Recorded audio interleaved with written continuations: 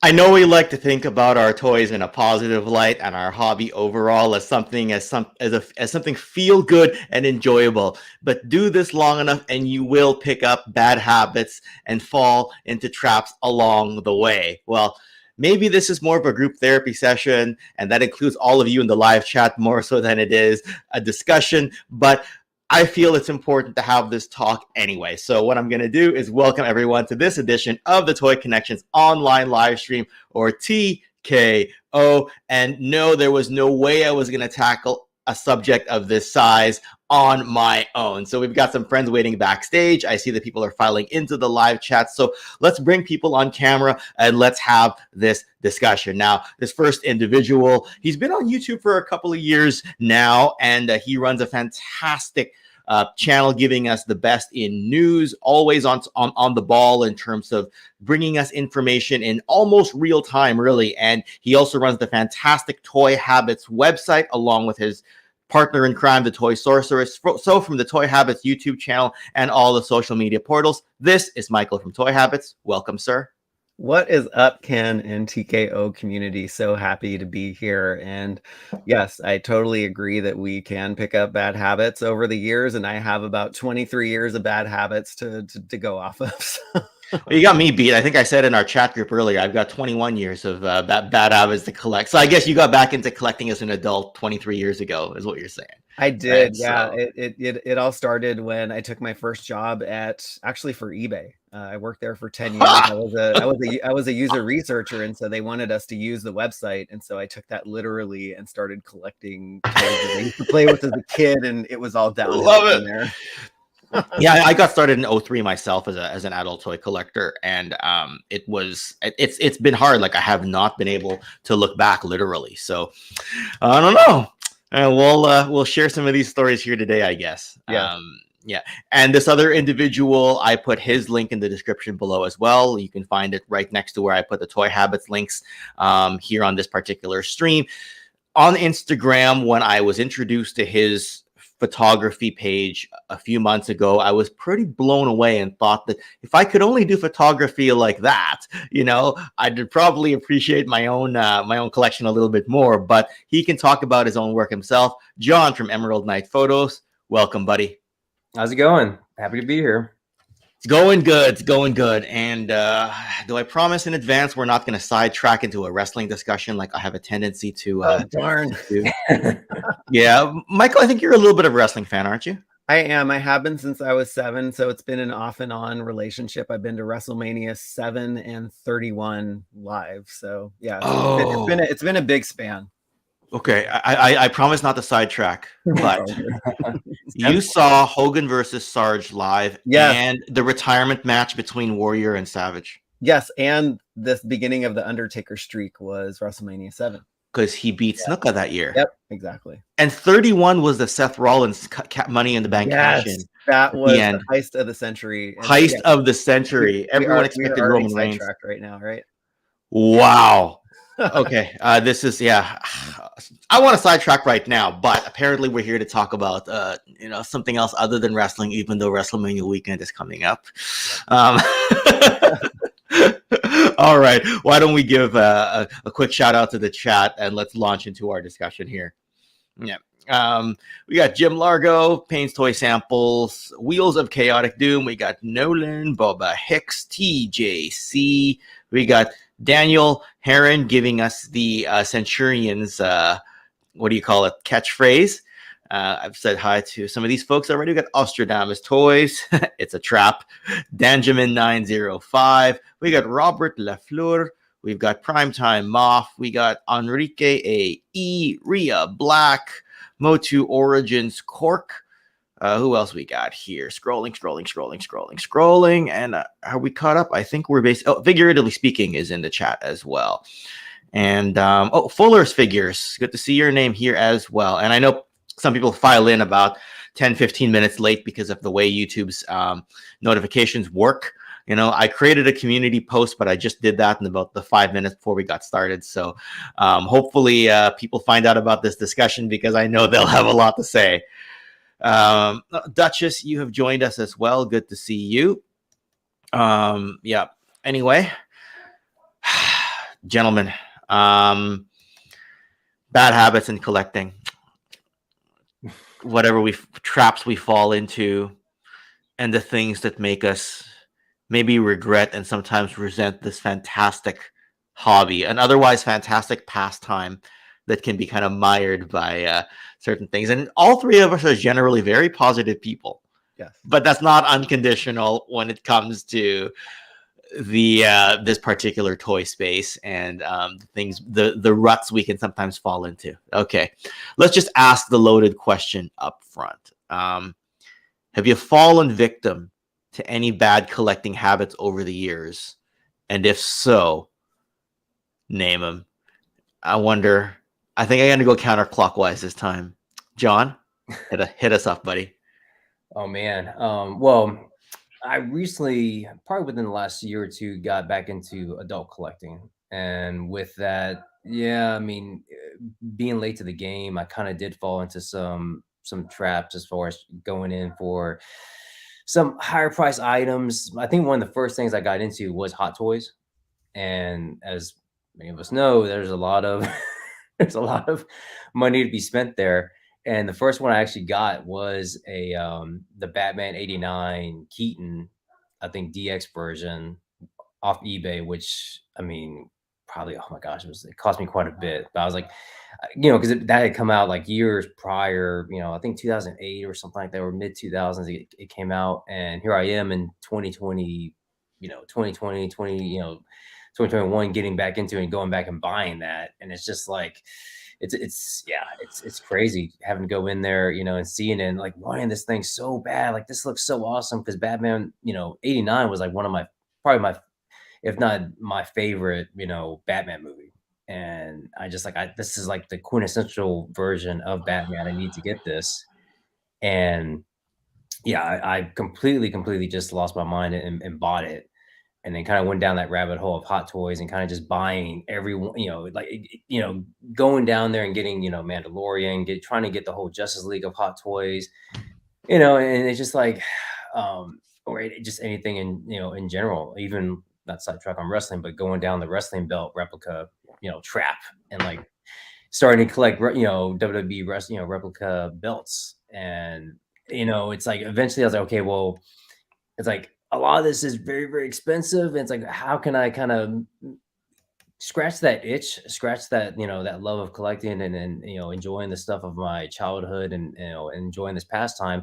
So I kind of scaled down on a lot of these big ticket items and kind of just, focus more on more retail, more easier to get, figures, sticking to like the 1/12 scale, versions, and for the most part, that's, it's been doing well. But then now it's like for me, another trap is like, okay, well, G.I. Joe, all the pre-orders that came out, a week or two ago, I went ahead and just pre-ordered every single one of those. Just went in there, just got air. And of course, they're going to be coming out in a few months, scattered throughout the year. And sometimes I'll just forget about them. Sometimes I'll just be like, Big Bad Toy Store will just say, hey, send you an email saying, hey, we're processing your pre-order. Like, oh crap, I forgot about that. So I moved on to something else. And it's like, now's my chance to do I stick with it, or do I just go ahead and let it ride and, send it off? The big one was the Super 7 Ultimates from G.I. Joe.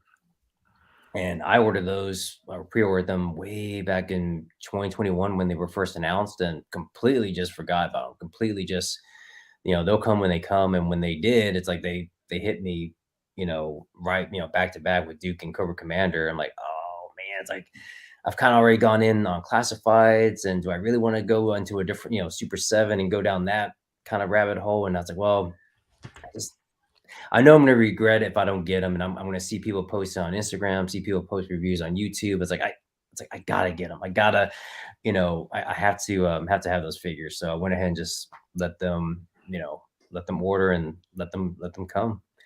But for me, for a lot of my bad habits, I think it is, sad to say, watching a lot of YouTube, watching a lot of reviews, as far as getting that, influence and getting that I was like, oh, they look so awesome. It's like, I gotta get these when they come out, and just getting that urge to really just, collect as, a whole line, even if it's a brand new one I'm getting into. So It's a lot of A lot of things to unpack there. Yeah. And I know as a photographer yourself, I mean, Super 7 GI Joe stuff won't pose as well as the classified, but at the same time, if you're going for the Sunbow look, will they look better aesthetically? So, you know, I could say a lot about Super 7. Like, I like them better as a finite line rather than something that has, you know, potentially a couple hundred different characters to get, because they release kind of on a slower schedule. So, when I think of Super 7, I prefer to collect something like Thundercats than GI Joe. But I've always said I'm going to see them at a toy show, kind of what you were alluding to, and I'm going to pick it up anyway, and then the floodgates will open. Same thing with your Hot Toys thing you just said, because I went down that rabbit hole for a bit as well. But Michael, would love to hear from you. What have you fallen into trap wise, bad habit wise? Yeah, I think I'm going to build upon John's comment just around just trying to go for those higher price ticket items. And so over the years, I have collected, you know, way back when it was just Sideshow doing these, you know, 12-inch collectibles. And so I had Lord of the Rings, I had Star Wars, and I think I had amassed, you know, maybe a collection of like 20 of them. And I just took a look at them and I said, what am I doing? Actually, like, do I really like these? Do I want them? And so over the years, I've gone back and forth with love-hate relationships with certain properties. Transformers is one of them. Star Wars is another. So they fall in and out of grace. They've fallen in and out of grace over the last 23 years. And so, you know, I'm definitely have fallen victim to that higher priced, you know, those higher priced ticket items. So Hot Toys actually is a more recent example. You can actually see the life-size Grogu in the background, which I got yesterday, and it's insane. Like, I love the new Star Wars media, like the Mandalorian and the Book of Boba Fett, and so I was like, I need to start collecting these Hot Toys figures. And it's really insane because I have a really bad habit of checking the Sideshow website, their daily deals every single day to see if a Mandalorian, you know, type of, you know, figure that was from that series is going on sale. And so they will usually get me with those daily deals because you tell yourself, oh, it's 25% off, it's 15% off. I'm saving money, but you're spending a lot of money, just you know, regardless of how much you save anyway. Another toy line that I've done this with is the Legend of Zelda. So for those who don't know, yeah. I am a Legend of Zelda fanatic, so much that I bought all of the old video game consoles. So I have all of the Nintendo consoles from now, you know, from 1986 until now. And actually above Grogu's head is where that Legend of Zelda wall starts. And so I've collected these Polystone statues from first four figures. I don't know if anyone is familiar with those, but actually up at the top, you can kind of see Zant. It's basically these super large Polystone statues that are, you know, they're really heavy. They're super detailed. They're very limited and they're beautiful. And I wanted something to commemorate the property that I love. The unfortunate thing is I was late to the game with collecting these things. And so I had to go to eBay to get these things and, you know, paying, you know, upwards of over $1,000 sometimes for these particular statues. Like, they're not that much when they come out, but they're actually increasing in value. And so like I am wiping the sweat off of my brow for that one, because if I ever wanted to resell them, I could recoup my money plus more, but it's not always the case. Well, you know, I do see the exclusive Wily Kit and Wily Cat above your head there, kind of next to the Zelda wall. That's actually the vintage ones. Oh, they're the vintage ones? Yeah, there's a vintage Thundercats and also G1 Transformers. Oh, okay. I couldn't tell from this far away. Yeah. Okay. Wow. All right. Shows what I know. You know. No, I mean, it's hard to tell, but I guess that also brings me to another trap too, which is just having a completist mentality. And so I definitely have that mentality where I can't just buy one of something, I have to buy them all. And it's hard because you end up with a lot of scuttlebutt, just from doing that, from spending money that you don't have, or just more money than you thought you would. You have the the trap of like, where the heck do you put all this stuff? And it's like, and also just buying things that you don't really need or want. So it's just hard. Yeah.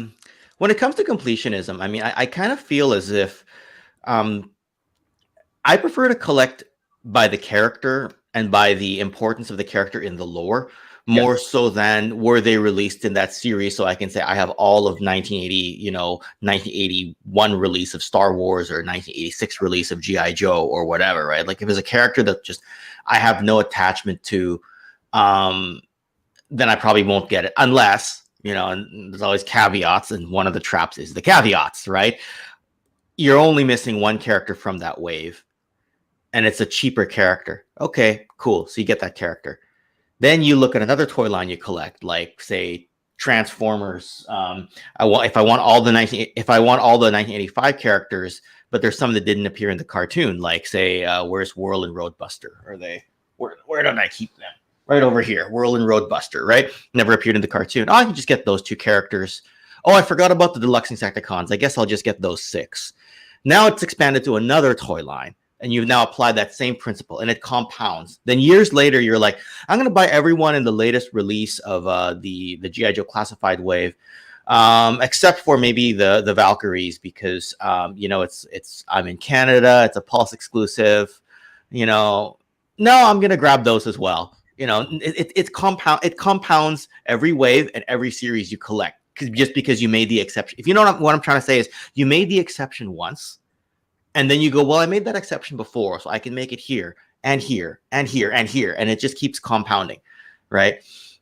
The other thing is, where do you draw the line, right? Like for me, one of the traps I fall into is just not knowing exactly where to draw the line, right? You got vintage Transformers, you get a huge extended cast. Is that good enough? Well, then you get into the Masterpiece. Then you get into the Studio 86 Legacy War for Cybertron stuff.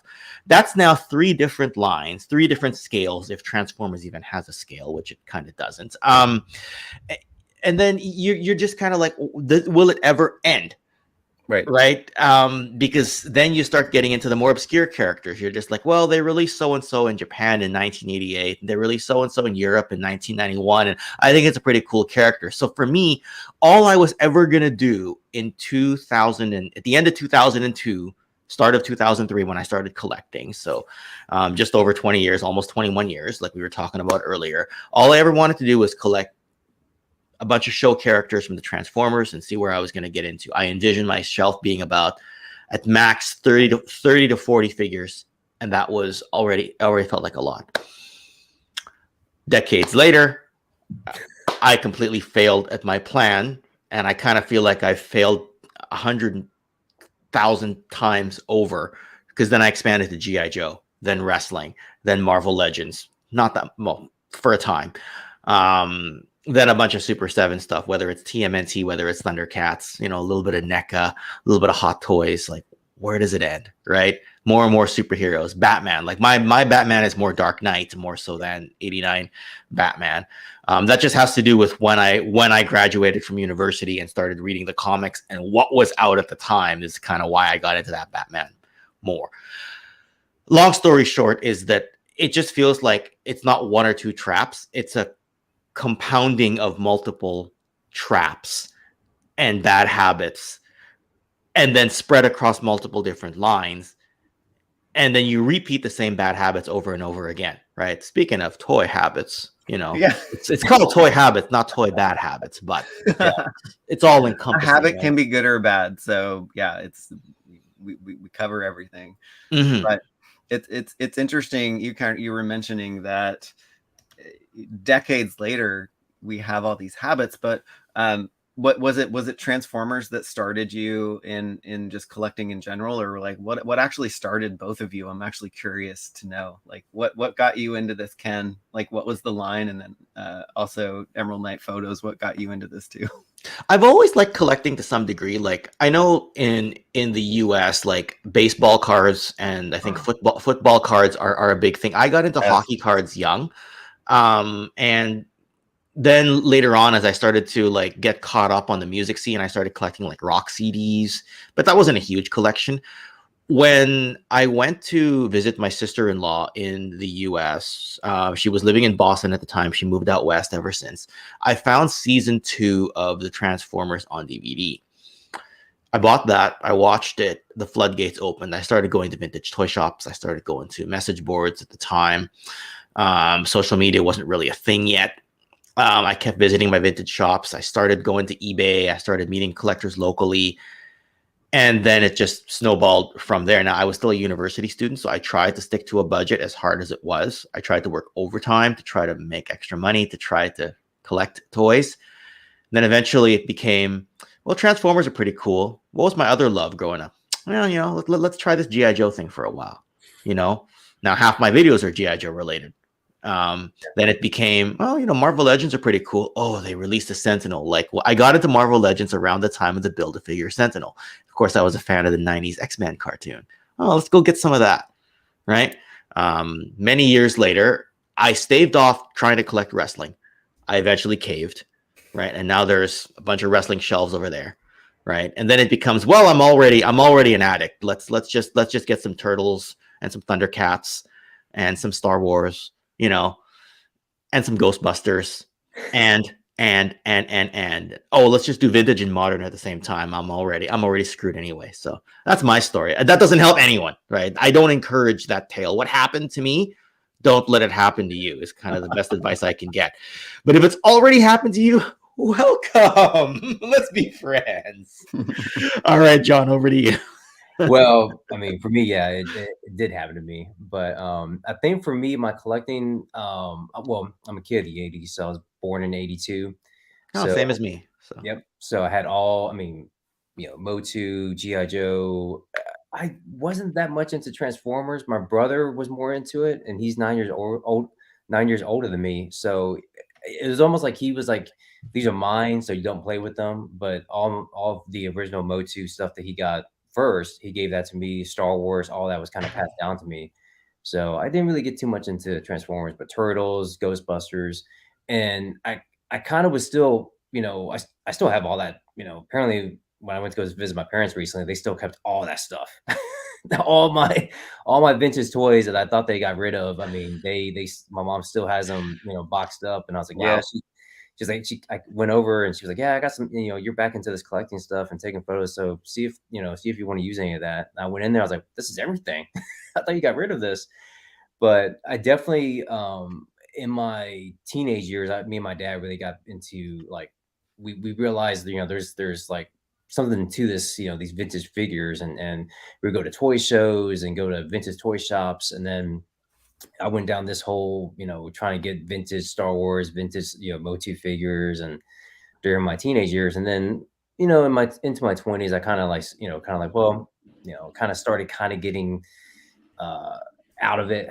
Kind of was like, well, this is like, you know, like kind of, or wasn't cool, you know. So, well, I don't think I'm gonna get a girl by having all these action figures collections and everything. So I was like, I kind of was trying to, like, you know, hide it in the closet, kind of just be a closeted, you know, toy collector. So I kind of just stopped doing that for a while. But then, man, as soon as I started seeing Hot Toys and seeing a lot of these, you know, newer figures come out, and just seeing the articulation, seeing the likenesses, the sculpts, everything about it, I was blown away. I was like, you know, if you're a collector, or if you love figures, if that's part of you, it's always gonna be a part of you.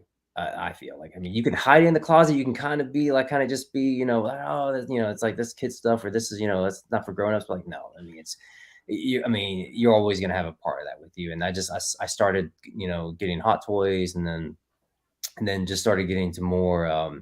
I think my first 1/12 scale getting back into it was the Storm collectibles, the Mortal Kombat, Sub-Zero, and Scorpion. And again, they had already been released and been sold out at retail, or online. So I had to go to the third, aftermarket with eBay and pay double for for those. But I saw them, I was like, I gotta have those. I mean, those are like figures that I wish I had as a kid, and not just the G.I. Joe, you know, Mortal Kombat style ones that we had, you know, back in the late 80s, early 90s. It's like, these are the ones I wish that had come out when I was a kid. And it's kind of like fulfilling that finally now I have a Storm or a Scorpion, a Storm Shadow, or Sub-Zero and Scorpion, and a Storm Shadow, as I guess we classified, you know, that look like what I wish, you know, I had as a kid. And it kind of just, again, it just grows from there. I just keep going into different lines, but so far I've kind of been able to temper that. It's like I told myself I'm just going to focus on Motu because that's always going to be my first love, and GI Joe. I've, you know, held off as long as I could, but man, classifieds are just, to me, they just look so awesome. Wrestling, I think that's one thing I'm proud of myself. You know, I have a Hogan and a Warrior, and I think and I do need to get a Bret Hart and a Macho Man. But once I have those four, I think I'm good. I'm good. Maybe a Surfer Sting, but other than that, and again, you know, as I'm talking, it's like you can tell I'm kind of. You see that compounding snowball effect that we're talking about here. Like anything with a big ensemble cast like that is difficult because you want to stick wrestling to just the 80s, for example. What happens? You don't get The Rock. You don't get Stone Cold, right? If you want to stick to the Attitude Era, well, it's hard too, right? Because then you're not getting Andre the Giant, you know? You're not getting certain characters like, you know, if it's the Attitude Era, then you cross into WCW because Hogan wasn't there. So do you then get the NWO type of characters? So it's hard, right? Like, as I'm looking at the wrestling shelves over there, I'm asking myself, like, could I have stuck to just a certain number of years? I don't think I could have, right? And even if you just want to stick to vintage wrestling, there's always characters that you end up liking. Like, I really like Cody Rhodes. I hope he wins the title off of Roman Reigns. I also happen to like the tribal chief version of the Roman Reigns character from the last couple of years. Boom, I'm into modern wrestling. Drew McIntyre is pretty cool. So is The Fiend. Oh, no, right? What started as I just want Hogan and Macho Man, right, suddenly snowballed into all this, right? It just doesn't end, right? You look into Star Wars, right? Is it easy to stick to just the vintage Kenner range or the Black Series characters representing the characters from the vintage range? You got Mandalorian, you got Bad Batch, you got Clone Wars, you got Rebels. It just doesn't end, right? You mentioned Motu. Like, I didn't mention that in my first pass of talking about what I was collecting. Motu classics are down here. That, to me, once I finally started seeing the stuff in person showing up at toy shows in the secondary market, because let's face it, I managed to ignore Motu during the initial Matty collector phase, right? And then when I started seeing them at toy shows in the secondary market, the prices had gone up, but I wasn't paying shipping. I wasn't paying Canadian import fees. I'm like, okay, I got He-Man and Skeletor. I'm good. No, you're not. No, you are not good. It just snowballs from there. I was like, well, you know, I could make them ride something. Battle Cat and Panther. You know, all right. Maybe I'll get Beastman and Trapjaw, Orko, and Man-at-Arms, and I'm good. I want Evil Lyn as well. You know, I want Tila. I want Sorceress. And then all of a sudden it just keeps going. Right. Then you get into Masterverse and you're like, oh, you know, they never made a Sunman in the classics range, but you know, the Masterverse line kind of scales or mostly scales with it. Yeah, I'm gonna get that Sunman character too. And you start looking at other Masterverse figures. It just the snowball effect just goes and it goes and it goes. It's just like, what do we do? I was, for even the Masterverse. I told myself, well, originally I was going to just try and get a couple classics because I missed. That was during the time when Matty Collector and Classics came out that I, you know, kind of shunned away collecting. I was like, I'm not going to, you know, do that anymore. And I missed out on that whole line. And then seeing them at local shops or even at toy shows and seeing how awesome these things are, and I'm just like, gosh, can I really pay $200 for, you know, even a loose He-Man, you know, classic He-Man?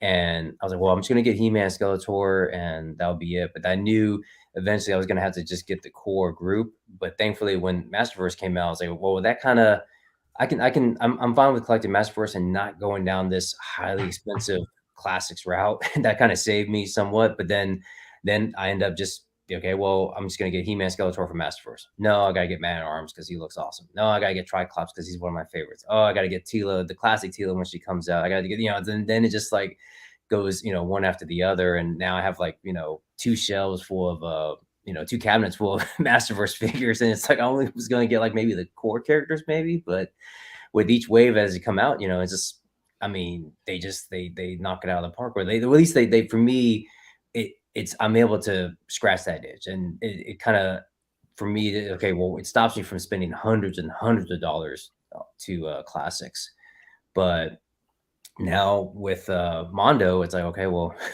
kind of going down that route, but kind of to swing back to Hot Toys though, one regret for that though is when I initially started that was around the when the Snyderverse was going into full effect, and I was like, hey, you know what, I'm gonna get the Hot Toys version of the Justice League. And I got the Cavill Superman, I have the Affleck, Gal Gadot, Wonder Woman's Flash, and Aquaman, but Cyborg, they just were holding off on that. And now with I don't know if y'all follow DC or what's going on with all that, but now all that's kind of just being the boards just being wiped clean, and they're resetting with the James Gunn universe and all that. So for me, that's part of the pain, where it's like, well, I invested because I thought that was going to be the status quo for like the MCU for years to come, and that was going to be like my collection of these characters, Batman, Superman, Wonder Woman, and this was going to be their version. Now they're going to probably come out with another Batman and another Superman, and they're going to be different. It's not going to end right. And I think this James Gunn reboot is basically their take on Flashpoint, is kind of what I've heard, right? Yeah, you just brought something up, because when I read Flashpoint, I know there was a lot of tie-ins. I just read the core Flashpoint run in trade paperback form when it came out, and I realized there's so much else that ties into the Flashpoint story. So, yeah, I think that was the one. Did Bart Allen come out of that basically as named as Flash? I think, John.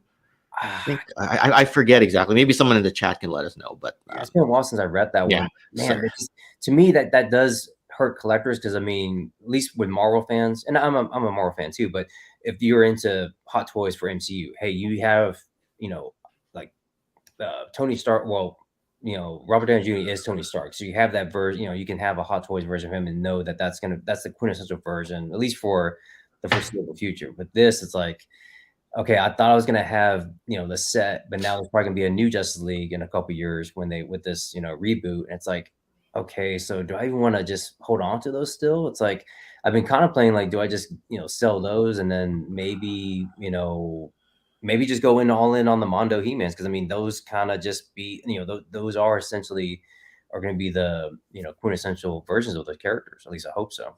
And it just whenever to me that's another trap. Whenever you get involved in these lines, and especially when it has like actors or likenesses involved, and then it's like, oh, I got to get this version of this, because now it's a different Batman. Now it's whoever's going to play him in the new movie, and I got to get this version and this version here, and like I try so hard. I mean, I and I did a good job of not getting the Pattinson, Batman, but I did get him in, McFarlane size, and it's just he's still in the box. I've only taken a few pictures of him, but he's just kind of in a box tucked away somewhere. And same with The Rock, Black Adam, so I had to get that, but then it's not even, again, he's still in a box somewhere, just not even, I think I opened him up once. That's about it. Well, I mean, there's so many ways you could go about this, right? The Rock you can get as Black Adam, you can get him as Roadblock from G.I. Joe. I know that movie's kind of frowned upon, or not, it's not super popular, but at the same time, it's The Rock and it's Roadblock, and you're never going to see that again, because that was before his market value skyrocketed, right? Or as it was starting to skyrocket, let's put it that way, right? Or you could just get figures of him as The Rock, and there'd be nothing wrong with any of that. Now, one thing I did want to discuss here, have you ever had to overpay to chase down an exclusive figure, whether it was right after it was released and sold out, or whether it was after the fact? I'm going to throw this one over to Michael first. Oh, yeah. Many times. So there's one in recent history, and I was actually at Comic-Con in 2019 when the Masters of the Universe Origins line, they kicked off with that 2-pack of Prince Adam and He-Man. And I was there, and I really wasn't into, I was into Masters of the Universe from, classics and the vintage. And then I was like, I said to myself, like, I don't really know where they're going or what they're going to do with this. And so, like, do I actually really need this? And so I passed on it. Like I could have jumped in line and got it for whatever it was, what, $50 or something like that. But so after Comic-Con, I was looking around and I was like, those Masters of the Universe Origins figures are really cool. And so now I'm like, okay, now I have to pay secondary prices on them. And so I think they were maybe $250 or $300 now on aftermarket on eBay. And so, you do your mental math calculations and justifications in your head. And I was like, okay, well, I'm getting 2 figures. And so it's like, they're $100 each or $150 each. And so we've probably done this a lot. But yeah, I've definitely have missed out on things that were exclusives and just didn't really know that I wanted them or really like them until it was too late. So you kind of have to have your mind made up when you're in the exclusive realm, and you actually have to know where to get them, how to get them. And like that's a whole thing in and of itself. And, maybe just attending a con to go get something exclusive, probably not a great idea, because you're spending, the extra $1,000 in hotel and extra, time at the con and things like that. So your one exclusive that you may paid $25 for ends up becoming, costing you thousands of dollars.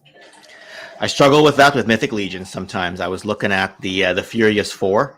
I didn't pull the trigger because I was busy paying off a very expensive Transformer that I should not have bought, but it was a vintage one that was only released overseas, and I had to have it. I'll post about it on Instagram later on, and that's why I didn't get the Furious 4, but otherwise I probably would have. So, John, what about you? Chasing down that elusive exclusive. Talk to us, buddy. So far I've kind of been I've gone nothing nothing major. Hadn't gone down that trap yet. I was going to with Serpentor and Dr. Mindbender, because once I got into classics, I was way after they had been exclusive on Hasbro Pulse, and I was looking on eBay. I was like, I'm gonna have to get Serpentor. I mean, if I'm going in on classifieds, I have to get him. And it's like I'm looking at the prices, going, well, he does come with an air chariot. It's like it's a deluxe set, and I'm like, yeah. I mean, I may just go ahead and just pay. I think it was like I saw some prices 150, 200 for him, and same with Dr. Mindbender. And then literally, like I think a day or two after I'd looked and kind of favorited a couple of listings on eBay, on Instagram, Hasbro announced, hey, you know what? We're going to re-release. We're going to let them available again for another wave. If you want to get, Serpentor and Dr. Mindbender, just go on to Hasbro and then order them off there. And then, you can get the Hasbro Pulse for like an extra, early, hour ahead to get in there. I was like, oh my gosh, that's like, it saved me. I mean, they're still pretty expensive, for deluxe figures, but I mean, at least saved me maybe $100 on each figure. So I was luckily, I saw that. If not, I would have been so mad if I pulled the trigger and then they announced that they were going to re-release them at their original price.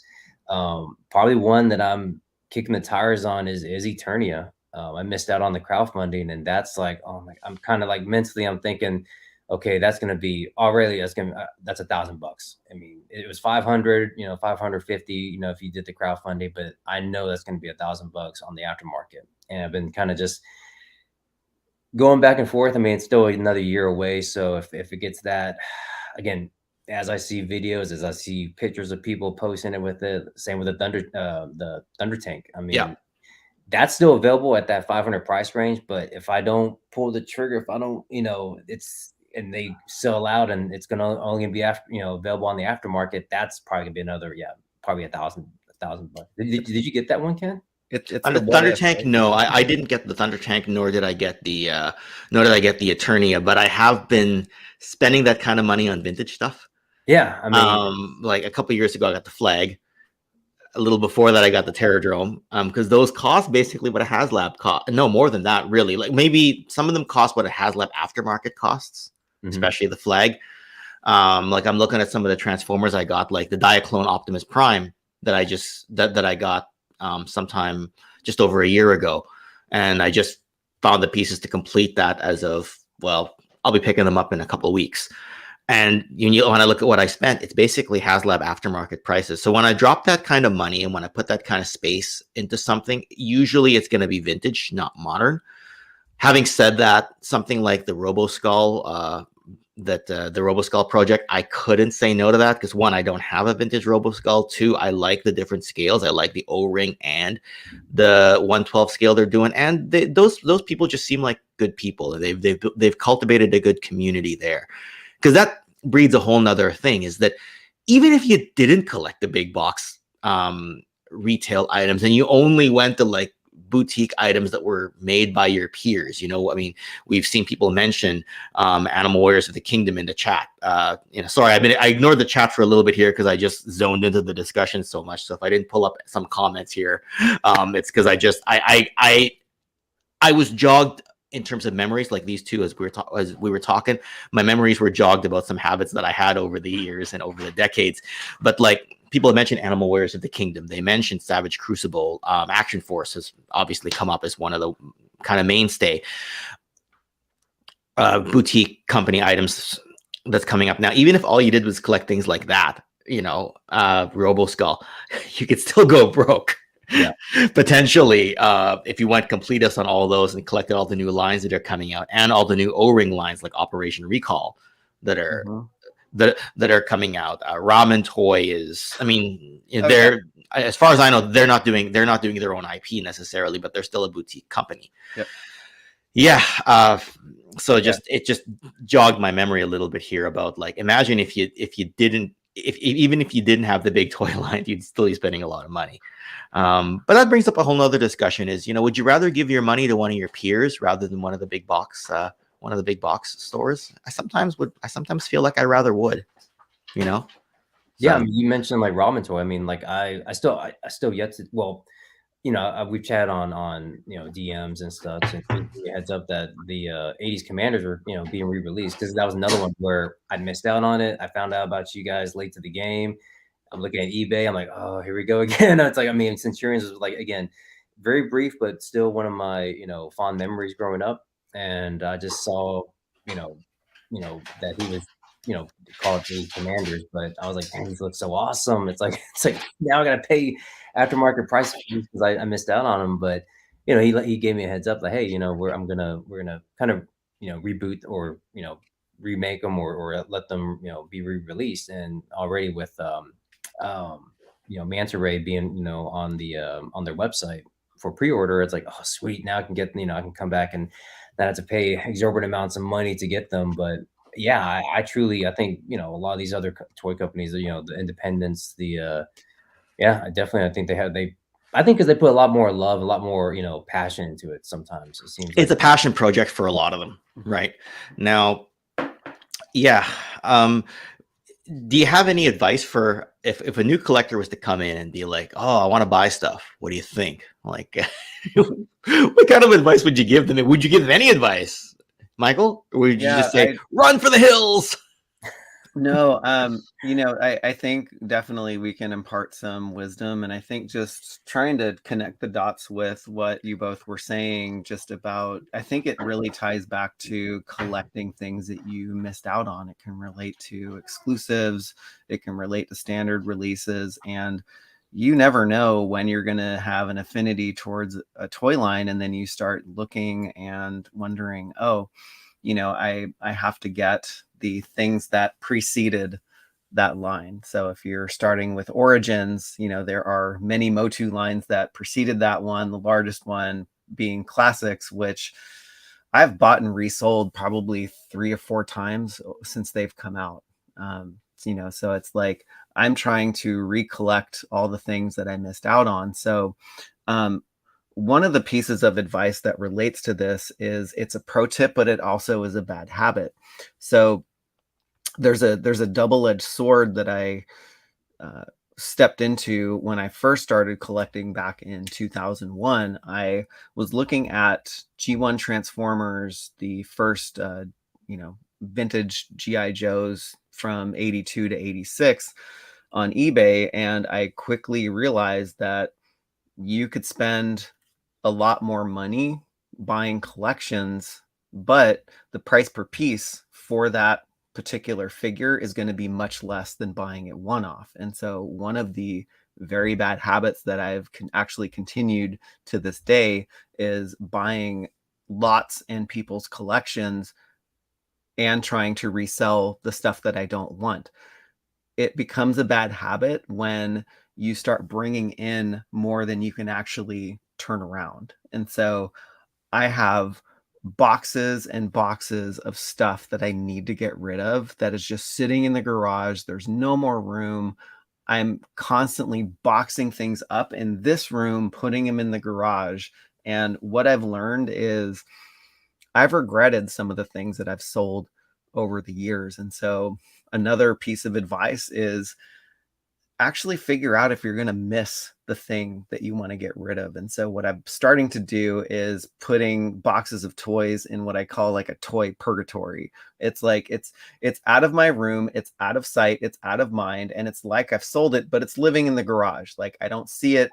My Transformers War for Cybertron collection, for example, is in the garage at the moment because I fell into a bad habit of, and I think in 2019, there wasn't much to collect. So I was like, ooh, these are cool. These are Transformers figures, War for Cybertron, that look like the G1 figures. And so that got me back into Transformers.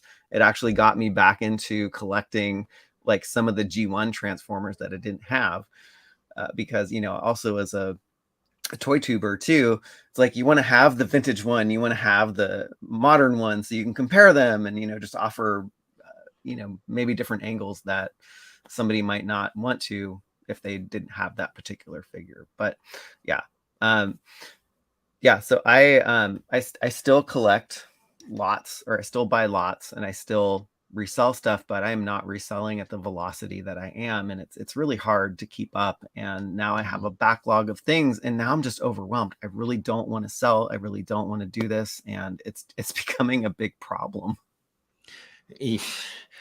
I'll comment on that in a second, but I just want to make sure I don't miss this. Robert Monti, first of all, thank you for the super chat, and greets us by saying good afternoon. He just finished some yard work and is relaxing. So thank you for choosing us to be your outlet for relaxation. And yeah, hopefully you're finding some insights on this stream that are hopefully helping you out with any collecting conundrums you or any of us may have. Now, I know selling can be difficult. Like I set up booths at toy shows because a lot of times the cheapest way to buy something, especially vintage, is you buy it in a lot, you keep the pieces you need, you sell the pieces you already have, or the pieces that you don't, that you just don't want in the collection. So my bins have piled up over the last 7 years that I've been selling at toy shows, right? I still wonder, like, even if I have a good day at a toy show, have I actually offset what I spent? I had a really great day at a toy show once upon a time, and then I went and bought one of those very rare LJN wrestling figures from the Series 6 line when they jumped over to Grand Toy. The Grand Toys. I won't say what I spent on it, but it was one of those where I was like, well, did I just spend, when I minus my booth fees, did I just spend the potential profits that I would have made? Not that we do this for profit, not that it's easy to track when you buy a vintage collection, keep some stuff and sell the rest. Not like it's easy to track that kind of profit, but I'm just saying that it crossed my mind as I was walking back to my booth with that LJN wrestler that I still have, thankfully. John, what about you? If someone came up to you and was like, I want to start collecting, what advice would you give to them? Oh, man. Collect what you, man, that's hard because it's just like, I want to say just buy it all. Just get them all. But no, collect what collect what you love. Start off with that. Just whatever it is that you really feel passionate about. If it's, if it's a particular line, they kind of just maybe get some of the core figures around that. And if you're trying to go back into something that's been in production for a while, I would say just do your research. I found a couple good deals. Going back and getting classifieds where, getting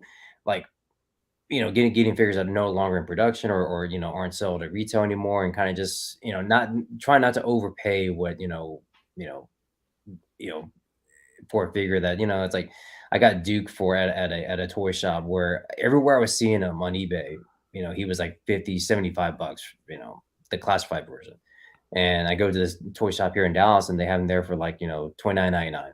I was like, okay, done. You know, because I've seen him everywhere where he's double that. So it's like, yes, I'm not going to pick that up. So knowing that ahead of time as I'm going hunting and seeing, and trying to, get figures that no longer, I could get, at retail, and trying to do like, because I was late to the game, having that history and knowing, kind of just understanding like, okay, if a figure costs this much, then, or the value of it, then I should be able to, wheel and deal, or at least, kind of get them at a fair price.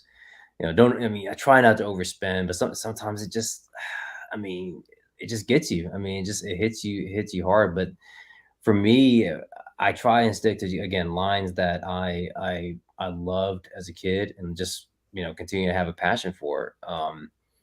Like the Thundercats Super 7. I got the 4. I may get Mumra, and that's probably it. Like I know for me, my line in the sand is like, I don't need to get every single mutant. I don't have to get, even Wily Cat and the other, rest of the Thundercats. I'm fine, not get going down that road. But it's hard for some people because, yeah, the completist, gets you. Like you mentioned the his tank, man. I may get that thing just so I can get that Cobra Commander that comes with it. That's the only reason why we get that his thing and pay aftermarket for it, because I missed out on the crowdfund.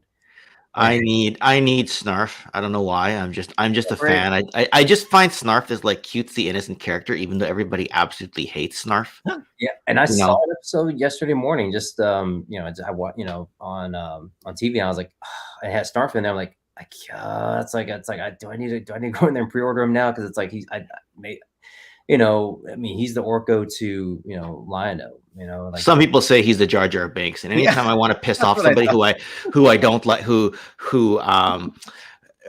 doesn't like Snarf, and if I just want to be snarky and piss them off, I say I'm not much of a voice actor, but I just love going Snarf, Snarf, Snarf. No, and then of course everyone in the chat just jumped off and their ears all hurt right now. But I've done that to people before. They're like, "No, Ken, no." I'm gonna get a message from my buddy Troy saying, "Ken, I dropped out at the 52-minute mark of your stream because of."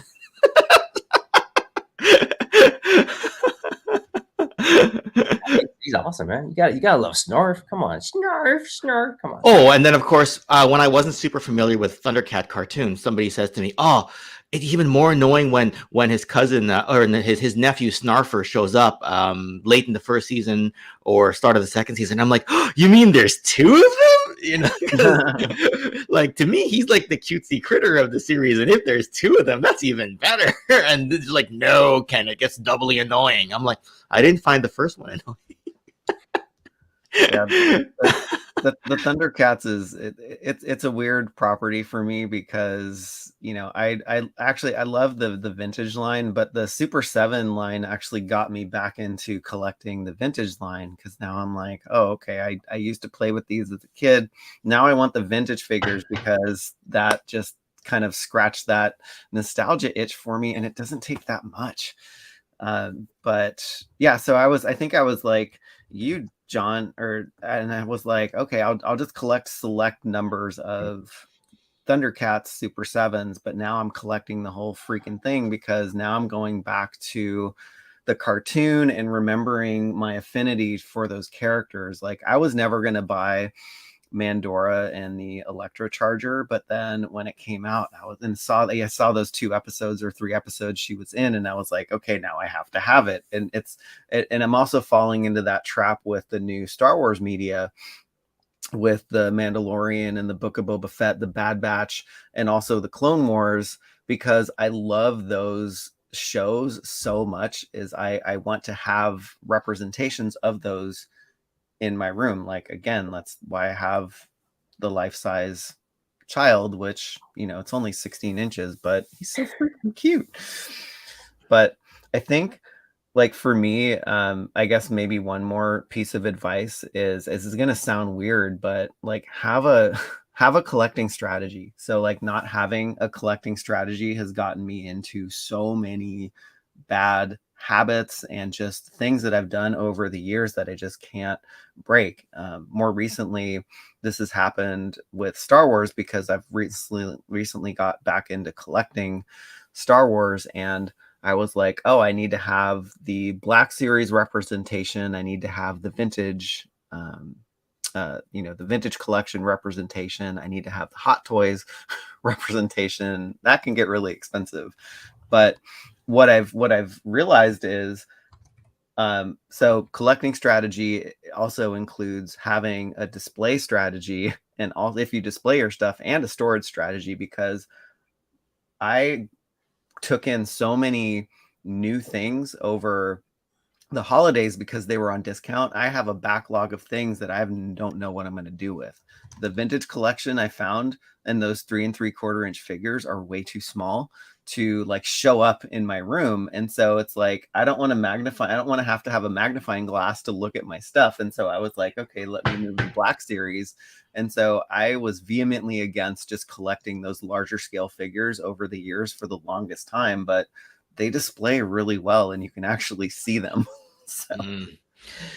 Well, we do have a question in the chat here. So first of all, Daniel Heron, thank you for the $2 super chat, says, can we get some love for Inhumanoids? And if I was more familiar with Inhumanoids, other than saying that Decompose sounds a lot like Starscream and Cobra Commander, for obvious reasons, you know, all voiced by Chris Latta, yep, I would definitely talk about Inhumanoids a little bit more. Like, I'm just getting caught up right now. Like a year ago, I didn't really know much about Thundercats. I started catching up. I started watching some Brave Star episodes recently. Started watching some Visionaries episodes since the summertime. You know, like as I catch up on some of this, you know, maybe we'll circle back to Inhumanoids. You know, no promises, but you know, it's a franchise of the same time period and era of our lives, so it's definitely worthy of some love. Let's put it that way, even if I can't service that particular fandom very well. But good question to ask here. One of the things about bad habits in collecting is I try to tell people, if you have a little bit more disposable income, don't rush to spend it because you're on an adrenaline high. There's going to be something that pops up in social media, on a Facebook group, or at a toy show, or on eBay, that you circle back and think, oh, I always wanted that piece. So if you don't want every figure of a certain way, but you've got extra money, but you're saying, yeah, I don't really need those 2 figures. I could maybe save whatever it is, $50 by not getting those 2 figures, or $100, depending on what you're buying.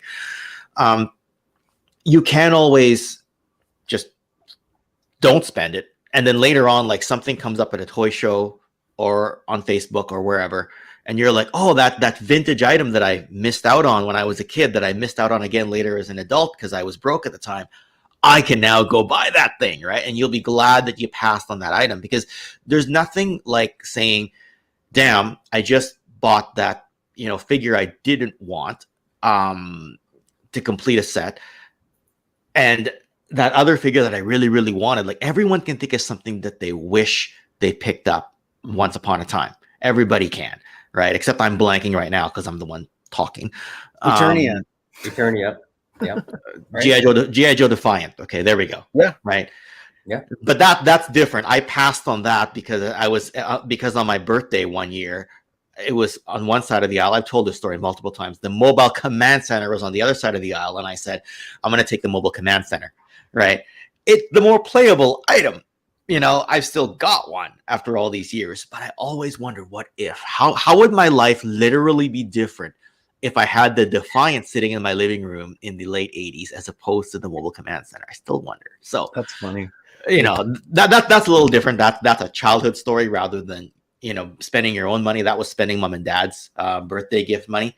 So that would be kind of the piece of advice that I would give people. Yeah, I mean, it kind of goes back to that though, because what if there is a HasLab for the Defiant? You know, now as an adult, now as you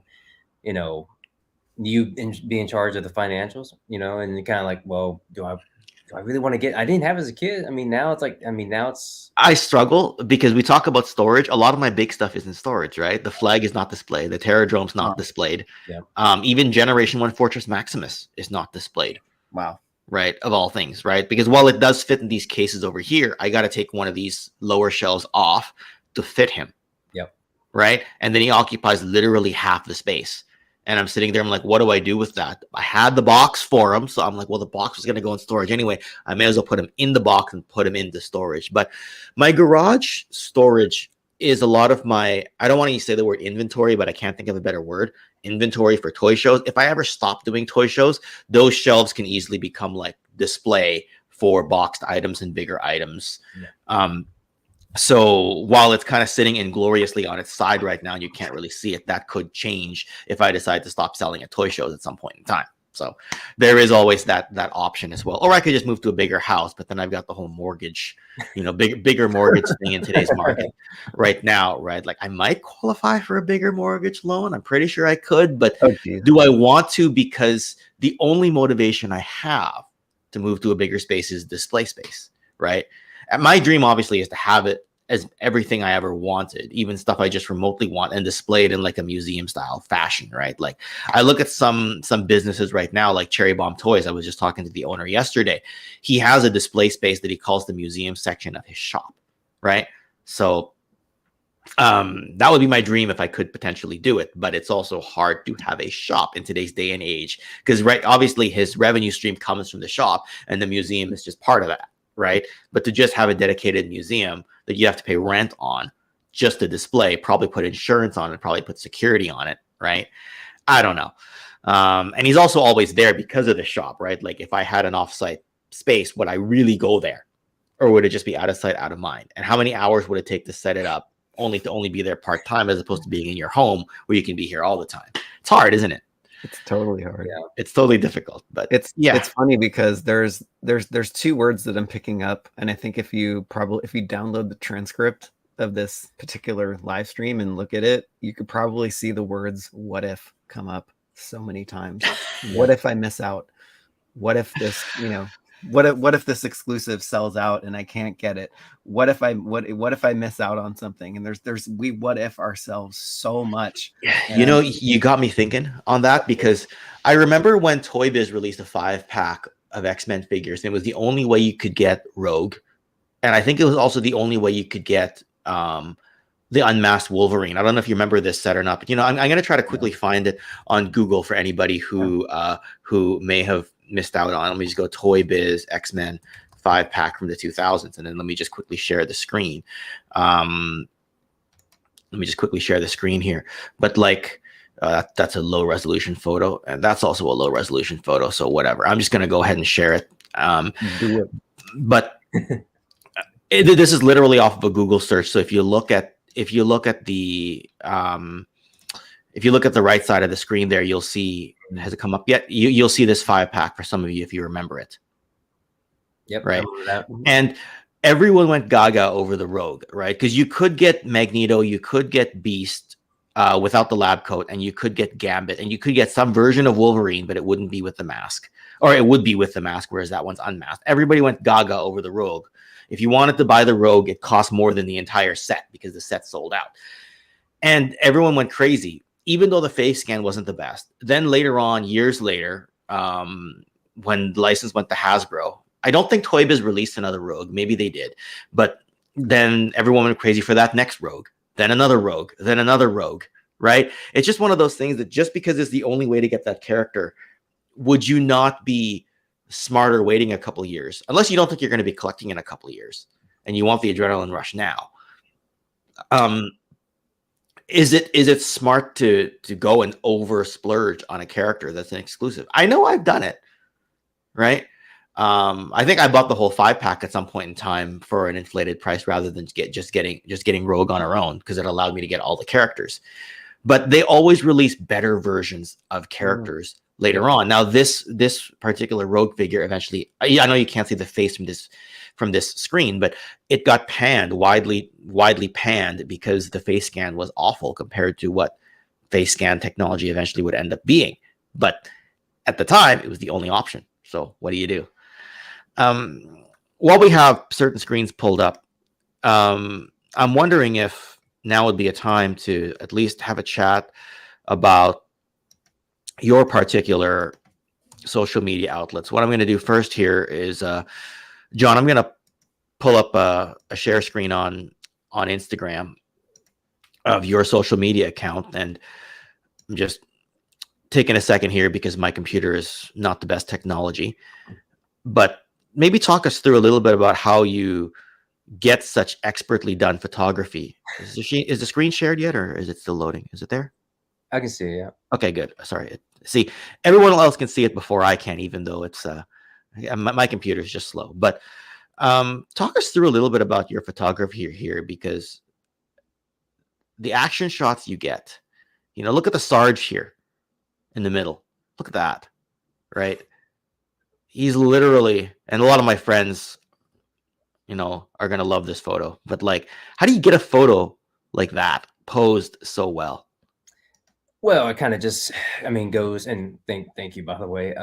But no, it just goes back to just playing with my figures, going, this is like just evolution of that. Because I would, have scenes played out as a kid and get them imposed in certain ways and kind of almost act it out, like it was in a movie or something. And now it's just, again, that's kind of like my mentality. Like, what if there was a movie or a scene that was being filmed, and this was like just a still of that, of that action.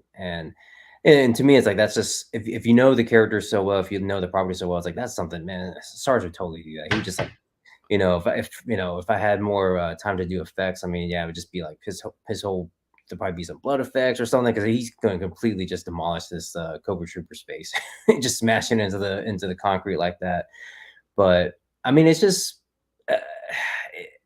and again, it goes back to me really enjoying this line of classifieds and being passionate about it, and just seeing what just the posing just comes from that, and the shot themselves, as far as how I want the lighting to look, where I want the camera placement. Again, it all develops from that passion for these figures, and wanting to see them and do things that seeing them do things that I want them to do. Cool shots like this with a Sarge or anything else that that I have. It just comes from me just again, just loving the line and just knowing, just having that history and going back, even now rewatching the cartoons and just being so just going back to that feeling of being a kid, and it's like, oh man, these characters, this whole franchise is just so awesome. I love it. And that's just me, just again, just the evolution of me playing with my toys. Okay. Quickly, like, do you have like a pricey camera for this, or can something like this just be done with a cell phone, a background, and very specific lighting? Because I would not know how to set up a photo like this. I go into a light box, I take photos, and I talk over it when I do my videos, or I just post it on Instagram and say, look what I got. So I don't know. No, absolutely. Yeah. That's what I started off with was my phone camera. And again, that's another, thing that I would give advice for. Just use what you have available. Don't try, hone your craft, whatever it is, and just, get the most that you can out of it. Don't try and like splurge and get, expensive equipment or cameras until you get that comfort level, like, like that, and that you are truly passionate about it. If you really are passionate about it, then yeah, you can kind of go down that road. Me, fortunately, my wife has a Nikon, and so once I started, down this road, and I was using my phone camera, my wife's like, why don't you use my camera? It's a DSLR, and it takes pretty good photos. And like, okay, not having a clue on how to work it, by the way, again. And it was just me just, taking the time and effort, and learning it and just playing around with it, that eventually, she hates it when I say this, but I kind of know her camera better than she does. So it's kind of funny how I became more of an expert around it. And that's just for me, just using it, day in and day out, taking my photos. But that was just me, again, just taking something, not knowing 100% how to use it, and then just studying and doing research on it. But definitely, yeah, just any kind of any camera, any lights. You don't have to get real, fancy lighting. You can use like a table lamp. Just anything. If you have a vision in mind on how you want to create the mood, then that's all that can work. That set, that's from a company called Diorama Prints. It's just printed backgrounds I get from them. Yeah. You can use anything else. You can use a brick wall. It's not, or so you didn't go to Toy Hacks or anything to that? No. Okay, cool. Yeah, it takes a while to figure out photography. Like, I got my lighting good, but backgrounds I'm still kind of very slowly working on. Like, I got a ring light or backlighting or just a light box if I can fit the figure inside. So there's always that. Okay, no, that's interesting, and I just thought I wanted to at least give people a chance to get to know your photography a little bit, just because it's these kinds of action shots that we kind of remember when we see them. Right. Right. Yeah. As for Michael over at Toy Habits here, I know you said you started the Toy Habits site just over a year ago. And maybe talk us through a little bit about. I'm just trying to pull the screen up. Yeah. While I'm chatting here, Sure. maybe talk us through a little bit about the Toy Habits and the news, without revealing your sources, obviously, because a magician never reveals their tricks. No problem. Yeah. So Toy Habits actually started out as a YouTube channel, and it was just us sharing a passion for the toys we love. But I quickly realized that viewers were interested in, I think, not just seeing toy news, but it's really about, we're trying to have a different angle, because anybody can, pump out news. So we're trying to do like investigative journalism in the toy space. And so I found myself in my normal day-to-day life, I would try to figure out when a toy is going to be released, where it's going to come out. So I have kind of honed just searching skills over the years, trying to tap into Amazon and Walmart's kind of back-end databases that don't really show if you are just searching normally on their site. So this is where, we found, the listings for the Motu Origins Wave 14, Masterverse Wave 9, things like that on Walmart.com, just trying to figure out, just with the lack of official information that is so bone dry with these toy companies. But yes, Mattel is finally, after 4-month radio silence, going to be giving us some reveals and actually what's coming down the pipeline. And so it really started out as, just a channel to talk about toy passion. And then, if also just realizing, like, if you have a day job and you do YouTube, it's really hard to pump out content. And so, Toy Habits, right. Toy Habits has evolved from a YouTube channel to a website, and now we're evolving in a way that we're being strategic about where and where we put content out. It's so much easier to actually it's easier and faster to get the news out via a website and then talk about it later, maybe during the weekend, or maybe a random impromptu live stream midweek, instead of trying to keep up every day with just pumping out video after video after video. And I found with the stuff that we're surfacing, it actually is easier for it to live on a website, because you can't click a link in a YouTube video, or you can't see, you can't go to a different website where we're trying to point people. And so, and you and Sorceress kind of divvy up duties, right? Oh yeah. So the Toy Sorceress has been great. Like, we actually met on just through the YouTube comment chat. And so if you tuned into our live stream yesterday, we kind of shared the story. Yeah, with Mega J, right? Yes, yeah. We shared the story of how we met. But so we basically met through a YouTube comment and started chatting. And so so the Toy Sorceress started working on the website with me back in February of 2022. And that's where we actually just started to go whole hog on the website. But before that, even like 6 months before that, she was actually feeding me like news that she would dig up and we would surface on the channel. And so even though, she was kind of working behind the scenes on the back end, she was really part of the crew, from early on. I think when we were around maybe 2,000 subs, I think, and now we're over 7,000. So yeah, she's really been a great part of the team, and I'm actually really super excited that, our relationship is evolving where, we're doing our own show now, we're working on the website, and I see that. Yeah. We can see how these things work in concert with each other. So all the links to the Toy Habits website, YouTube channel, and Emerald Mike Photos Instagram are in the description section below. What I did want to ask, Michael, because your channel started around the same time as mine, did you find that traffic to the channel increased and subs increased when you made the website, or was that not necessarily a hand-in-hand kind of thing? No, so the what I found over the years, or the time that we've been doing this, is that the crossover from like YouTube traffic and website, they're really different mediums, and they attract really different modes of people. There's some crossover, but I would say 95% is non-crossover. So we're trying to figure out how to work with that. But I think really what gets subs going is the content.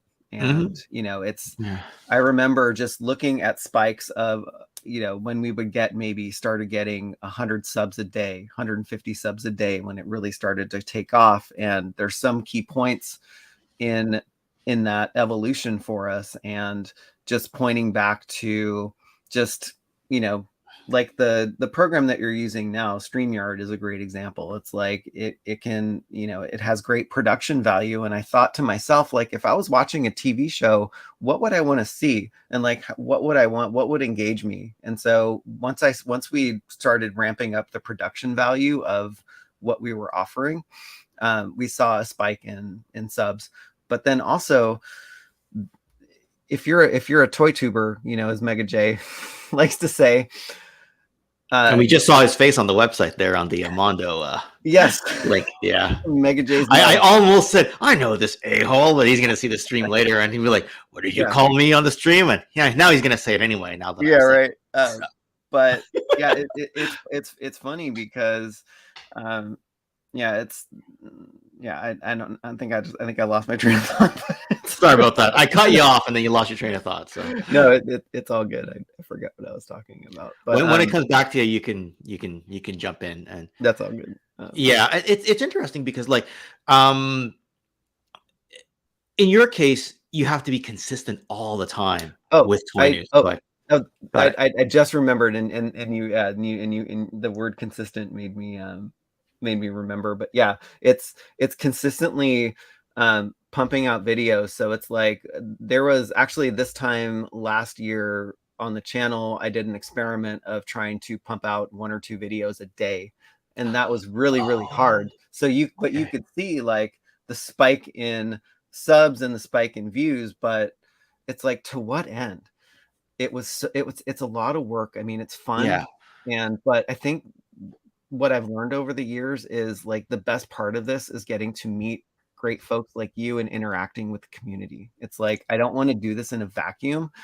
And I thought, like, over the years, and also too, just not viewing everybody else's competition, I think is really key. It's like, we are all in this toy collecting community together. We all have something to offer. We all have an opinion. We all have something to say. And I found that the people that view, you know, there's a couple channels that come to mind that I'm not going to say out loud, but people if you view others as competition, you're not going to do well in this world. Okay, yeah, fair enough. And in this world, and also just in collecting in general. 100%. I did want to ask, when you did a video a day for a little while, how long did you keep that up? And was it pre-produced uploads that were shorter, or did you do a live stream every day? So these were pre-recorded videos, and like we did live streams kind of few and far between, but I actually really liked live streams. But it was really some of the spikes that we've saw in subs were from, you know, I remember stopping off at a Walmart on the way home from my day job, and I walked by this the Walmart exclusive His Tank 3, and it was never announced. It wasn't supposed to be out. I think I'd got to it the day before it was announced, and I walked by it and did a double take, and I was like, wait, the original Hiss is black, this is blue. And so I bought it, reviewed it that day, and then, you know, I think that's our most like reviewed, or like most viewed review. I think it's got like 14,000 views on it.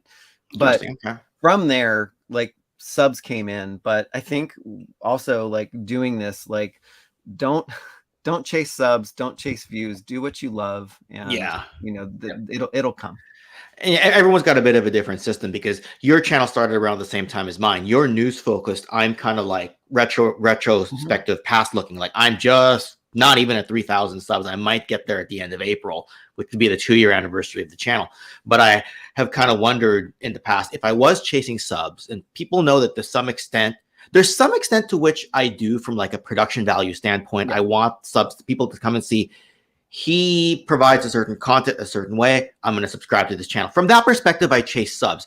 I don't let that necessarily dictate what content I put out, though, or necessarily my schedule, aside from being reasonably consistent to stay relevant, right? Like, don't put out something every day to chase only for the purpose of chasing subs. Some people do things every day just because they're passionate, right?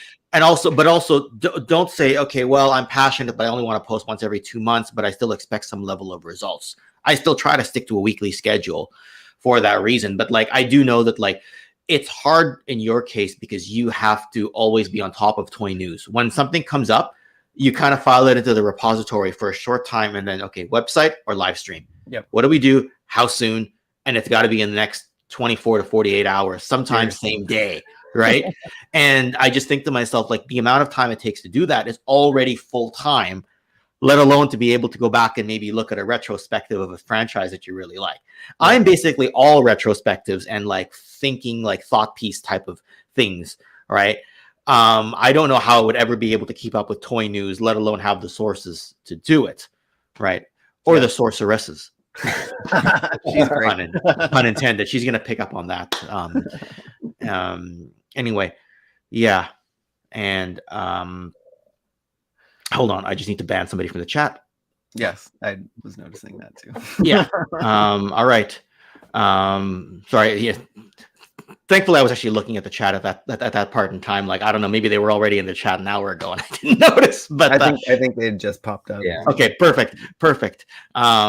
Yeah, sorry, buddy. My house, my rules. I'm not a mean guy, so that's about as angry bear I'm gonna get on this particular stream. Anyway, so look. I appreciate the work that both of you folks do. And funny thing is, I don't think either of you really look at it as work. I think you look at it as passion. There's a work element to it. When it comes to, there's a work element that comes to it when it comes to like trying to put production value into something, when it comes to putting up something on a certain schedule and just making sure that it looks good when you put it up. Sometimes you don't need that. Sometimes it's just camera on and fiddle hands in the camera type of thing, and sometimes that's good enough. But depending on how you envision your channel, you also want it to be able to be something that you're very proud of, right? And I'm not saying that I'd be more proud of one piece of content than the other, but everyone has a preference, right? I tend to like the video essay type of format, and when I do live streams like this, it's for the community. It's for our core audience, right? And you were talking a minute ago, Michael, about how there's a certain, like, the traffic is different between website and YouTube. But at the same time, website and YouTube, your core audience will follow you to both places, right? John, I'm not sure if you're thinking about jumping from Instagram to another platform as well. But you will also, how do you find it? Or how do you say it?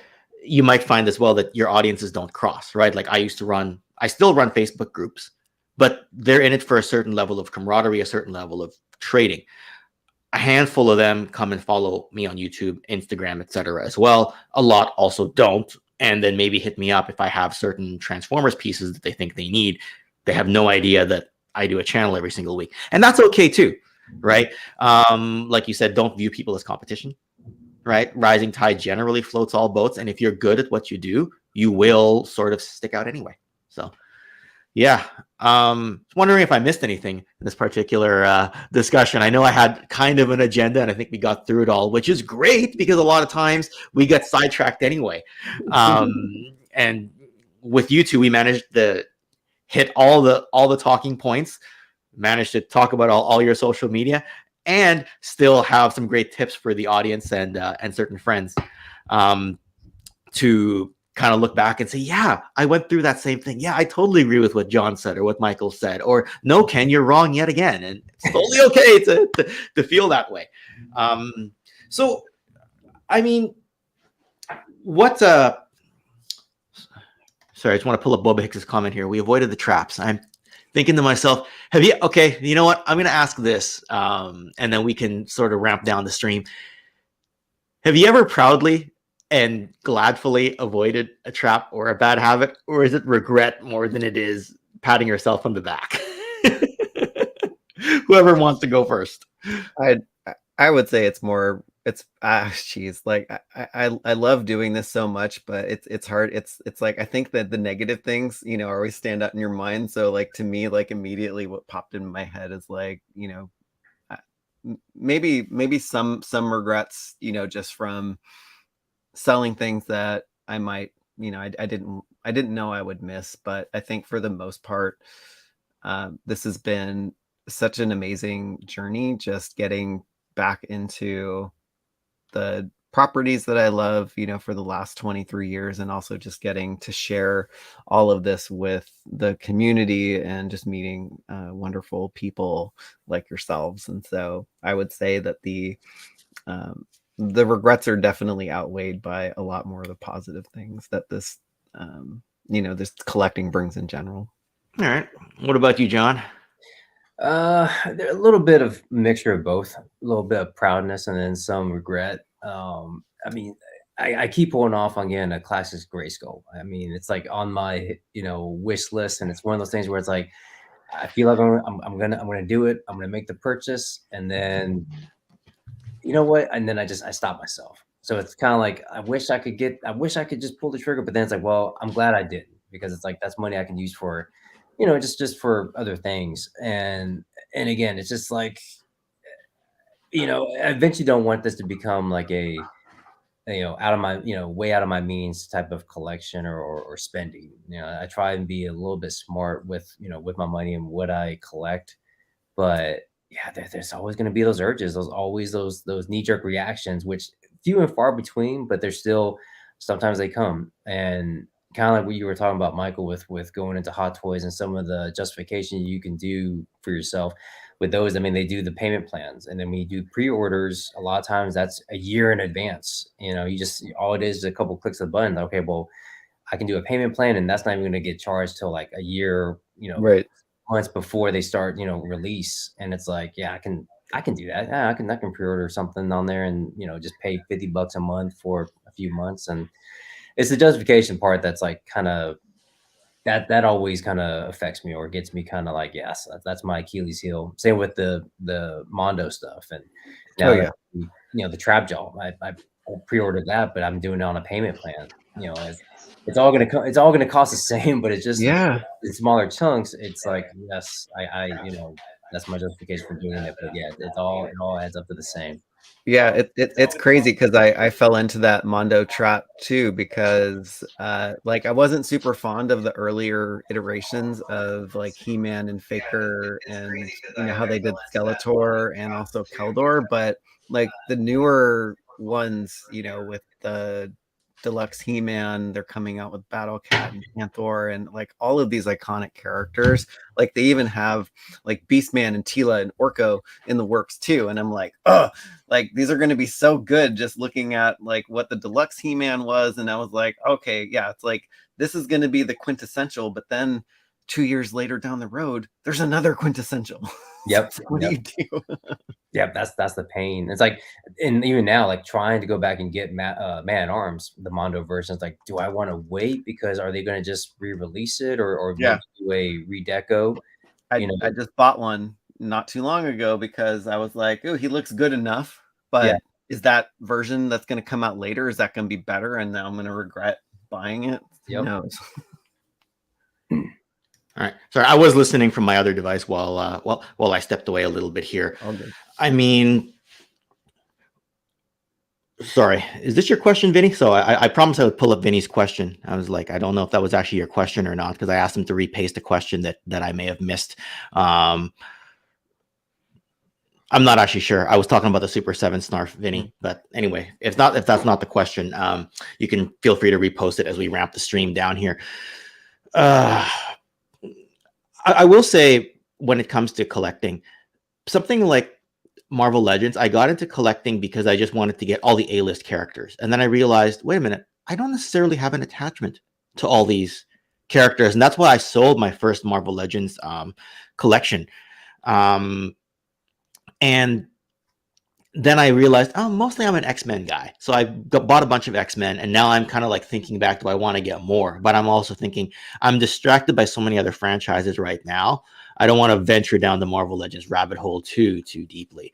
But okay, I see your question now, Vinny. This is actually quite a good question. I'm seeing a trend now that doing YouTube Shorts is less time consuming and have more regular views, edited videos, etc. Have we seen this now? What do you folks think about this particular YouTube Shorts format? I've only done one YouTube short, and it wasn't toy related. It was actually I think we were at Disneyland, and took my daughter and her friend, and we were trying to get into the queues for the two kind of big rides, and it was basically a short on kind of how to game the system. So that's actually our most viewed piece of content on the channel. Really? If you can believe it, because it's Disneyland related.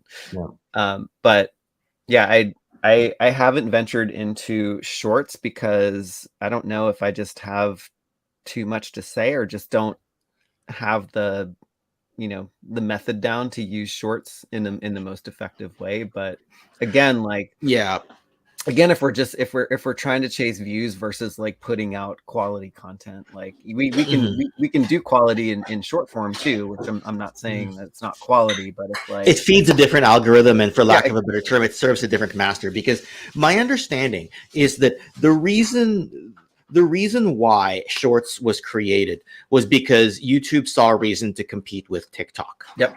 Right. Exactly. They want that particular algorithm, and that's why it exists.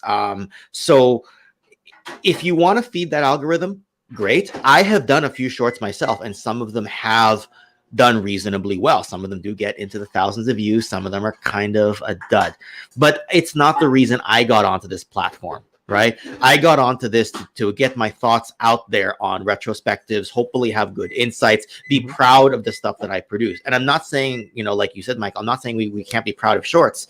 They're easier to produce. I think in order to be a successful shorts type of channel, you need to be producing shorts all the time. That's the kind of thing that if you want to go daily, if you want to do 365 videos a year, that would be a way to do it, especially if you have a passion where you're like, I want to talk about this toy this day, this toy that day. That could be a way to do it. And I think that if you can execute in that fashion, great. I just find that the long form content and the more video essay style content is more conducive to my personality and my natural levels of interest, right? Like, I have a feeling that if I did a short a day, every day for 2 years, I'd probably have a much larger subscription count than I have right now. At the end of the day, though, it doesn't serve the ultimate master of me, which is me. So, where's the compromise, right? Like, if I wasn't having any success in my current plan at all, then I might say, okay, let me look at it because my success level in my own head is 0 too, right? Because there's also that you have to consider. So yeah, and Brian Brink, absolutely correct. Shorts can be good for driving people to your channel if they like the content. And when I do a shorts, I've started putting at the end, subscribe to Toy Connections for more content like this. But anyway, ordinarily at this point in the stream, I'd ask where can everybody find you? But I've put it in the comment section, in the description section below, and you've had a chance to each talk about your platforms. But is there anything you're working on in the next coming days that you really, really want people to make sure that people see? John, we'll start with you, buddy. No, just taking photos, just having fun with my collection. Again, just the this week, yeah, probably gonna go back into the lab, have some more fun. My Super 7 G.I. Joes. Again, just watching the going back and watching the Sunbow cartoon now, and it just you just get that itch, and like I can't wait for Destro, can't wait for Flint, Lady J, the next wave 2 to come out. And sorry, you said lab. Well, I lab. call it the lab. I call it. It's just my up here where the studio that I. Okay, so I was like, that's a great word to call it, right? Emerald Night Photos Lab, because I believe it when I look at your photography. I'm like, yes, there is a laboratory. There is a way to make this kind of photography. Okay. Yeah, just going in there, tinkering in the lab, and I got a new diorama from Extreme Sets. It's like kind of like a warehouse theme. So, got the McFarlane Dark Knight figures in, so gonna have some fun with that. But yeah, pretty much just gonna be taking some photos. I will say though, to kind of circle real quick. I know Michael, you mentioned your wrestling events. Me being in Dallas, I've been to both WrestleManias here, but the biggest one I think event I ever went to was Bash at the Beach in Daytona. Oh wow, 1996, to see the birth of the NWO. No way. Wait a second. What did you think when Hogan walked out? Well, it's funny because again, it was all just big, just giant coincidence because we were gonna go down there for a family vacation. And I kept begging my dad, like, "Hey, we're gonna be in Orlando. Daytona's right there," and he's just like, "Yeah, no, we're gonna be too busy going to Disney and Universal and everything." But we ended up driving down there and got tickets. And the whole time we're in line, my dad's just saying it's gonna be Hogan, because that was the big scuttlebutt. Was like, "Who's the third guy? Who's the third guy?" I would not have thought it to be Hogan, but it made sense. Now, I was a 14-year-old, kid at the time, maybe more naive than I should have been. But wow, I was their heart. I mean, somebody like that. I thought it was gonna be something big, but yeah, my or even Sting or Lex Luger. But I was like, Hogan, what? No, get out of here, Dad. You're crazy. He's like, I'm telling you, it's gonna be. Where's he been? Where's he? He hasn't been on TV like the last couple months. It's like it's got to be him. And sure enough, we were actually sitting on the hard camera side, so we're facing the front, and off there you just hear this kind of murmur, and looking over, and here's like this red and yellow figure walking down the aisle, and my dad's nudging me. I'm like, oh man, it's like he's gonna come here to take him out, right? And then Lex Luger is gonna come back out because he got hurt during the match. Yes, he got hurt early in the match. I'm thinking like that they're gonna just do a bait and switch, and nope, he came out, dropped the leg, and it was crazy. It was like everyone threw debris into the ring. Yeah, there was kids crying. There was kids crying, like in the hours. I mean, they were literally crying, and yeah, it was. I think, and I still have the tickets, and it's funny because I posted that on my Instagram, and I've had people hit me up. Hey, can you sell me some of those tickets? And I had no idea that was even a thing. Ticket stubs being worth anything or having value. That's another thing I found on my parents. Another trap. Yeah, trap. Another collection. Yeah, going down that nostalgia collection, buying old ticket stubs. But I found those at my parents. I was like, wow, you still kept these, but it's like that's a piece of history. That's proof that I did go to this event. That's amazing. So. Michael, what about you? What are you working on that you want everyone to see in the coming days, weeks? Oh, geez. So there's a couple things that we got in the hopper. One is covering the Motu news that is dropping either, Monday-ish, right? Yeah, Monday, or I don't know if they're going to be doing it all this week, but we're actually not privy to Mattel's information this time, and it's a trade-off. So in order to be privy to this info,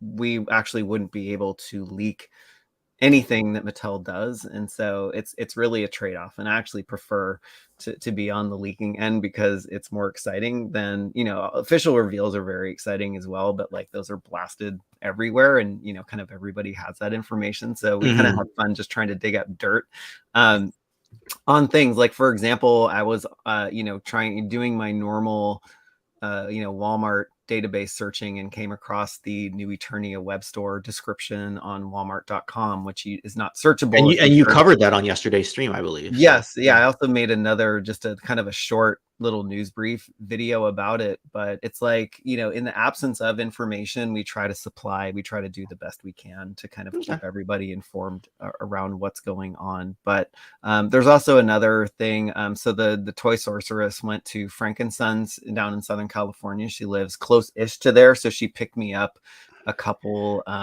retro G.I. Joe classified series Crimson Guards, and so I want to do a website review and also a video review of those as well, just comparing them to the standard Crimson Guard that came out. They'd be pretty close, right? I think the shade of red might be a little brighter. Yeah. So anyway, cool. Well, stay tuned for a Toy Connections top 10 countdown list on Friday, where I count down the top 10 heroes of the 1980s. Oh, Everyone, Nice. go ahead, throw in the chat or the comment section to predict who you think is going to be number one. It's kind of So, man. you got to be He-Man. He-Man. Did you say heroes? Yes.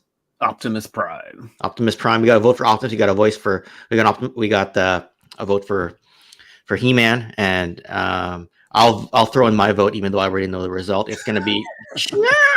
Snarf. Love it. Snarf. All right. Yeah. See, a lot of people they want Optimus Prime. No, TJC, you are not number one unless you have unless you have an alter ego of sorts. A lot of people want Optimus. Wow. And the thing is, there's a bit of bias, right, because of what's behind me. Yeah. Now, so I chose to go with this wall. Yeah. All right. And sorry, sorry, Gazz. It isn't Ace Hunter, spoiler alert, though I did use a photo from your collection as my thanks, one of my many thanks to you for always being such a great moderator for these streams. Anyway, look, everyone, you can find the links to Toy Habits as well as Emerald Knight photos in the description below. So subscribe to everyone or follow everyone if you can. And like I said, stay tuned for my next video. But otherwise, we're going to cut the stream right here, and we'll see you for another TKO next week. So we'll just say a quick goodbye to the chat, and have a good one. Everybody wave goodbye. Say cheese, everybody. Oh my gosh, I feel so cheesy right now. Oh, cheesy, whatever. Okay, end stream, end broadcast. Let's go.